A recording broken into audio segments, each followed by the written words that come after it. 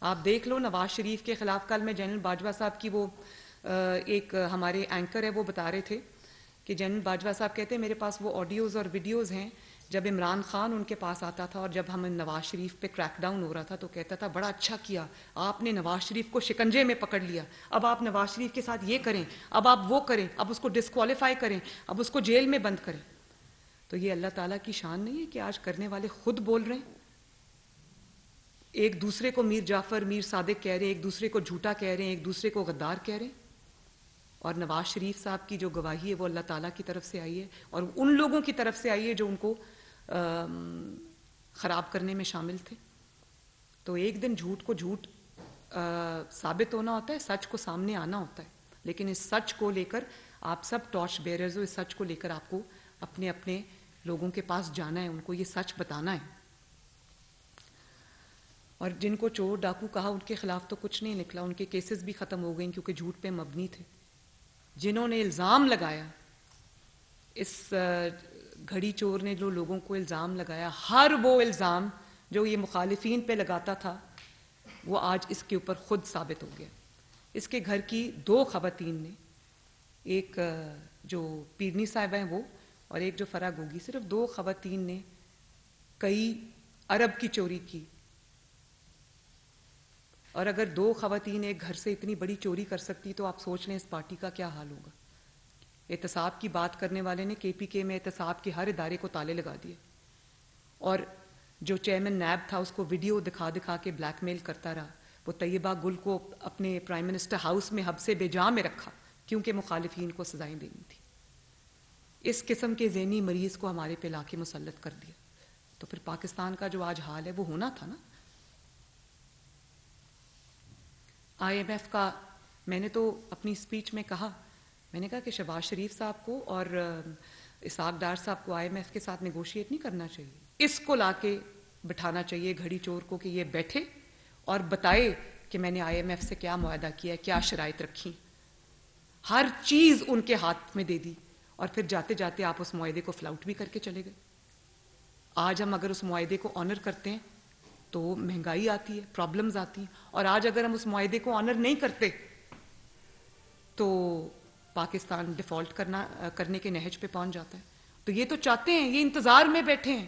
آپ شوکت ترین صاحب کی آڈیوز دیکھ لیں، انہوں نے پوری کوشش کی، وہ جو آڈیو لیکس ہوئی ہے اس میں انہوں نے پوری کوشش کی کہ پاکستان ڈیفالٹ ہو جائے۔ یہ جو بار بار شری لنکا کرتے ہیں نا، یہ ان کے دل کی آواز ہے کہ پاکستان شری لنکا بن جائے۔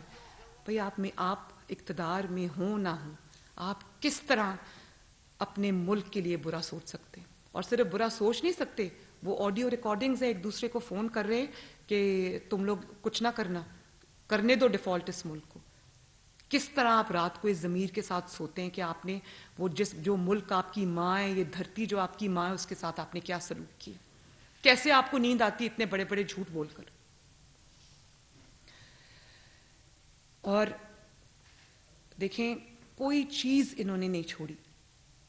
مذہب کی طرف آ جائیں، انہوں نے مذہب کا کتنا برا استعمال کیا۔ وہ مذہبی پوری دنیا نے دیکھا کہ وہ ٹرک پہ کھڑے ہیں اور وہ ان کو کہہ رہے ہیں خان صاحب ذرا مذہبی ٹچ دیں۔ یعنی مذہب کے نام، مذہب مطلب جو شخص مذہب کو استعمال کرتا ہے اپنے پیٹی انٹرسٹ کے لیے، میں سمجھتی ہوں اس سے بڑا مجرم کوئی نہیں ہے، کیونکہ آپ اس کو جب سیاست کے لیے استعمال کرتے ہیں تو آپ پھر یہ بڑا ایک ایسا، میں سمجھتی ہوں کہ یہ بہت بڑا گناہ ہے۔ اور آپ نے لوگوں کو اب مجھے یہ بتائیں، ریاست مدینہ کا آپ نے نعرہ دیا، تو ریاست مدینہ میں یو ٹرن لینے والے کا انجام کیا ہوتا؟ یو ٹرن کا مطلب کیا ہے؟ یو ٹرن کوئی سیاسی ٹرم نہیں، یو ٹرن کا مطلب ہے کہ آپ نے پہلے جھوٹ بولا تھا۔ تو ریاست مدینہ میں جو شخص جھوٹ بولے اور حکمران رہا ہو اور قوم کو گمراہ کر رہا ہو، اس کو کیا کہتے ہیں؟ اس کی سزا کیا ہے ریاست مدینہ میں؟ اس کو فتنہ کہتے ہیں، اور فتنے کو ختم کرنے کا حکم ہے سیاسی طور پہ۔ ریاست مدینہ میں اگر ٹیرین وائٹ کا کیس ہوتا تو اس شخص کا کیا انجام ہوتا؟ کبھی یہ سوچا؟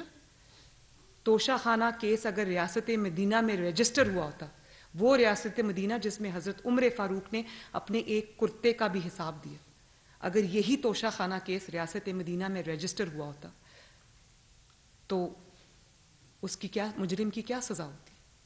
جھوٹ بولنے والے کی کیا سزا ہوتی؟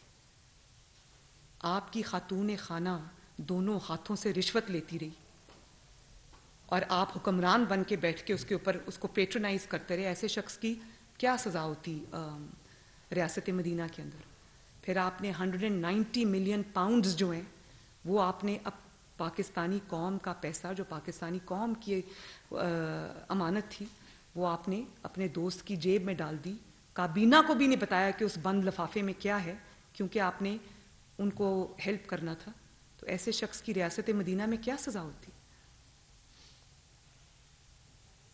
تو یہ بڑی تھاٹ پرووکنگ بات ہے. آپ کو ہم جو پی ایم ایل این کی یوتھ کو ری آرگنائز کرنے لگے ہیں، تو میری آپ سب سے یہ ریکویسٹ ہے کہ یہ پی ایم ایل این کی بات نہیں ہے، یہ الیکشنز کی بات بھی نہیں، یہ اس ملک اور قوم کے فیوچر کی بات ہے. تو یہ فتنے کو پہچاننا، اس کو بے نقاب کرنا ہمارا قومی فریضہ ہے.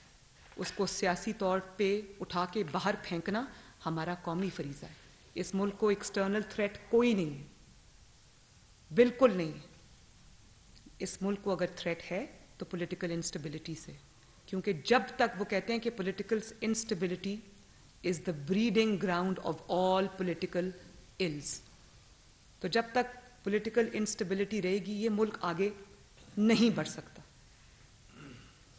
تو میں بہت جلد ان شاء اللہ تعالیٰ اپنے ہم یوتھ کو ری آرگنائز کرنے کی، اور اس میں ہم اس کو شامل کریں گے ان شاء اللہ تعالیٰ. میرا یہ ایجنڈا ہے، اسی لیے میں نے آج آپ سب کو آج بلایا ہے، اور اس پہ ہمیں کام کرنا ہے. ان کو کنسٹرکٹیو ایکٹیویٹی کی طرف لے کے آنا ہے، ان کو ہم نے ایک ویژن دینا ہے، ان کو ہم نے مواقع فراہم کرنے ہیں، ان کی ہینڈ ہولڈنگ کرنی ہے، ان کو ہم نے ٹیکنالوجی کی طرف لے کے جانا ہے. اس کے لیے ان کو جو بھی سہولیات، جو بھی ان کو ہینڈ ہولڈنگ، جو بھی ہیلپ ان کو ریکوائرڈ ہے وہ ہم نے ان کو دینی ہے.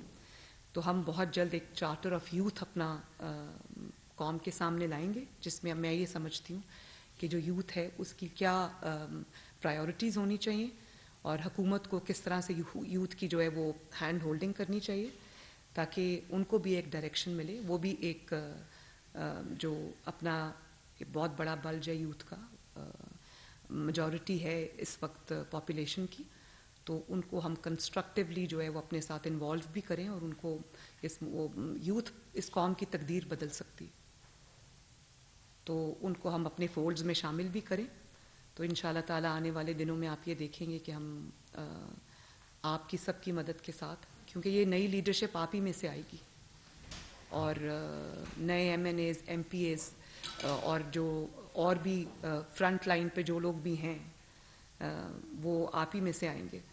تو میری آپ سب سے یہ ریکویسٹ ہے کہ یہ میسج لے کر آپ اپنے اپنے حلقوں میں یوتھ میں جائیں اور ان کو یہ میسج ڈلیور کریں. Thank you very much.